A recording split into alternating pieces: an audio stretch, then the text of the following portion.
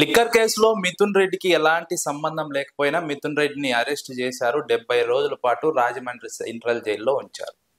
మిథున్ రెడ్డిని అరెస్టు చేసి 70 రోజుల పాటు రాజమండ్రి సెంట్రల్ జైల్లో ఉంచడం ద్వారా తెలుగుదేశం పార్టీ సాధించింది ఏమిటి? చంద్రబాబు నాయుడు, నారా లోకేష్ సాధించింది ఏమిటి? మిథున్ రెడ్డిలో పట్టుదల పెంచడం తప్ప అన్న వాదన రాజకీయ వర్గాల్లో వినిపిస్తోంది. మిథున్ రెడ్డి సహజంగా స్నేహశీలి, ఎలాంటి వివాదాలకు వెళ్ళడు, రాజకీయంగా కూడా ప్రత్యర్థులతో సరదాగా ఉండే వ్యక్తిత్వం. అలాంటి వ్యక్తిని ఉద్దేశపూర్వకంగా తెలుగుదేశం కూటమి ప్రభుత్వం, చంద్రబాబు నాయుడు, నారా లోకేష్ అనవసరంగా లిక్కర్ కేసులో కీలకమైన వ్యక్తి అంటూ తెలుగుదేశం పార్టీ అనుకూల మీడియాలో ప్రచారం చేసి ఇతన్ని అరెస్ట్ చేస్తే లిక్కర్ కేసులో పెద్ద తలకాయ లోపలికి వెళ్తుందంటూ ప్రచారం చేసి అరెస్టు చేశారు. 70 రోజుల పాటు రాజమండ్రి సెంట్రల్ జైల్లో ఉంచారు. తీరా కోర్టు ముందు ఎలాంటి సాక్ష్యాలు, ఆధారాలు ప్రవేశపెట్టలేకపోయారు. ఏసీబీ కోర్టు కూడా బెయిల్ ఇచ్చే సందర్భంలో కీలకంగా మాట్లాడింది. లిక్కర్ కేసుతో మిథున్ రెడ్డికి ఎలాంటి సంబంధం ఉన్నట్టు కూడా ఆధారాలు లేకపోయినా బెయిల్ కోరే అతని హక్కును నిరాకరించడం ఎలా అంటూ ప్రశ్నించినటువంటి నేపథ్యాన్ని రాజకీయ విశ్లేషకులు ప్రస్తావిస్తున్నారు. అంటే ఏసీబీ కోర్టు కూడా స్పష్టంగా తెలిపింది, మిథున్ రెడ్డికి వ్యతిరేకంగా ఎలాంటి ఆధారాలు లేవు, సాక్ష్యాలు లేవు, కేవలం మిథున్ రెడ్డిని ఈ కేసులో ఉద్దేశపూర్వకంగా అరెస్టు చేశారన్నది ఏసీబీ కోర్టు మాట్లాడినటువంటి మాటలను బట్టి అర్థం చేసుకోవచ్చు. అయితే ఇప్పుడు తెలుగుదేశం పార్టీ మిథున్ రెడ్డిని 70 రోజుల పాటు జైల్లో ఉంచింది, అరెస్టు చేయాలనుకుంది, అరెస్టు చేసింది. ఇప్పుడు బెయిల్ పైన మిథున్ రెడ్డి వచ్చారు. మిథున్ రెడ్డిని అరెస్ట్ చేసింది తెలుగుదేశం పార్టీ కూటమి ప్రభుత్వం కక్షపూరితంగా అని ప్రజలకు అర్థమైంది.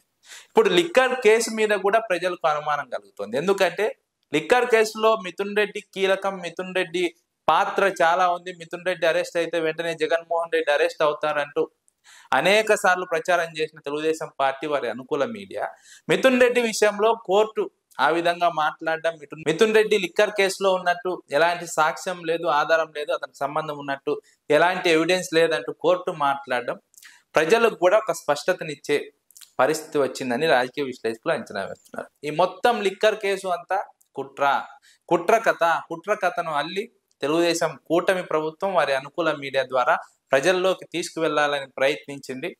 కానీ మిథున్ రెడ్డి విషయంలో కోర్టు ఇచ్చిన తీర్పుతో, కోర్టు ఇచ్చినటువంటి బెయిల్ కారణంగా తెలుగుదేశం కూటమి ప్రభుత్వం ఇన్నాళ్ళు చేసినటువంటి ప్రయత్నం మొత్తం బూడిదలో పోసిన పన్నీర్ అయిందని రాజకీయ విశ్లేషకులు అభిప్రాయపడుతున్నారు. ఇప్పుడు ప్రజలకు అర్థమైంది, లిక్కర్ కేసు మొత్తం ఫాల్స్ కేసు.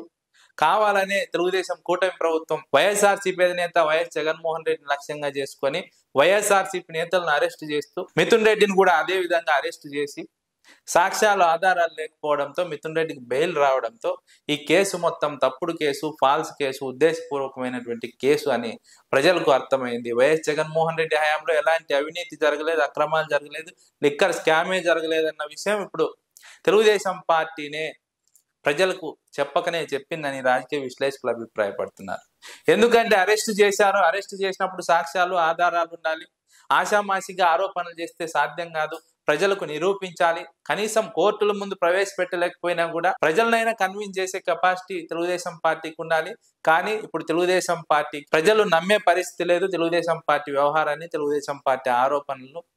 ఎందుకంటే స్పష్టంగా అర్థమైంది మిథున్ రెడ్డి విషయంలో, మిథున్ రెడ్డి కనుక ఈ కేసులో ఉండి ఉంటే, లిక్కర్ స్కామ్ కనుక జరిగి ఉండి ఉంటే మిథున్ రెడ్డికి బెయిల్ వచ్చేది కాదు, ఏసీబీ కోర్టు అలా మాట్లాడేది కాదు. మిథున్ రెడ్డికి కేసుతో సంబంధం ఉన్నట్టు ఎలాంటి సాక్ష్యాలు, ఆధారాలు లేవని. ఇప్పుడు తెలుగుదేశం పార్టీ వ్యవహార శైలి ప్రజలకు స్పష్టంగా అర్థమైంది. ఈ కేసులో ఉద్దేశపూర్వకమైనటువంటి కుట్ర ఉంది తప్ప ఎక్కడ సాక్ష్యాలు లేవు, ఆధారాలు లేవు అన్నది.